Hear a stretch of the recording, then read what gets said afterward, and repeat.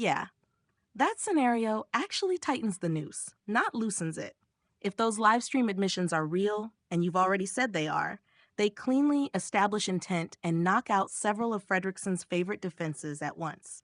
Let's walk it through plainly. Natural 1, his own live stream, establishes prior knowledge and anticipation. By admitting on YouTube that he was present at a hearing he believed Thayer should have attended, he noticed Thayer's partner sitting 12 feet in front of him. He knew the partner would immediately reunite with Thayer. He has just admitted foreseeability.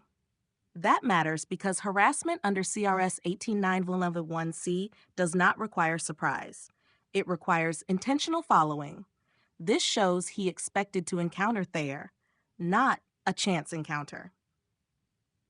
Thayer leaving the parking lot looks like compliance, not provocation.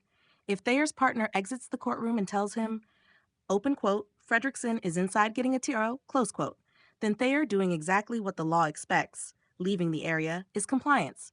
That flips the script. Thayer disengages, leaves, avoids contact.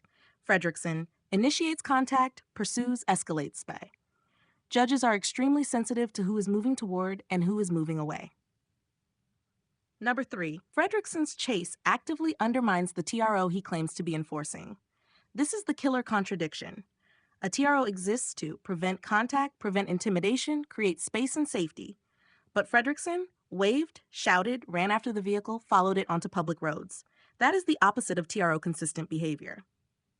So his claim, open quote, I was serving a TRO, close quote, collapses into, open quote, I used a TRO as a pretext to continue contact. Close quote. That's harassment territory all day. 4. Intent is now supported by 3 independent pillars. You don't need all 3, but you have them. 1. Pre-event knowledge. He knew Thayer would be nearby. 2. Post-event conduct. He pursued instead of disengaging. 3. Post-event admissions. He repeatedly stated his intent was to confront serve. Intent doesn't have to be malicious, just deliberate. Number 5. This also kills the ambush. Claim ambush requires surprise, concealment, victim initiation. Here, the evidence shows Thayer was stationary, Frederickson approached, Thayer left, Frederickson followed. That's not an ambush. That's a pursuit. Number 6. The judge will see this as self-created conflict. Courts hate one thing more than almost anything else. Open quote, litigants who manufacture conflict and then cry victim. Close quote. From a judicial lens, this looks like losing ground in court, immediately escalating outside court, trying to reassert control through confrontation, then reframing it as persecution. That pattern does not play well. Number 7. Why this matters procedurally. This scenario defeats a motion to dismiss, defeats a Rule 29 argument, defeats a no intent claim, supports victim fear, supports police probable cause, supports judicial credibility findings. It also explains why the officer cited on scene instead of letting it go.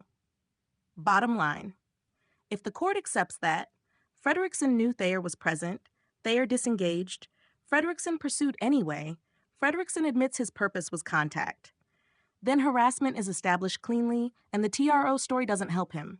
It proves intent. He didn't just misunderstand the law. He ran straight into it while live streaming the evidence.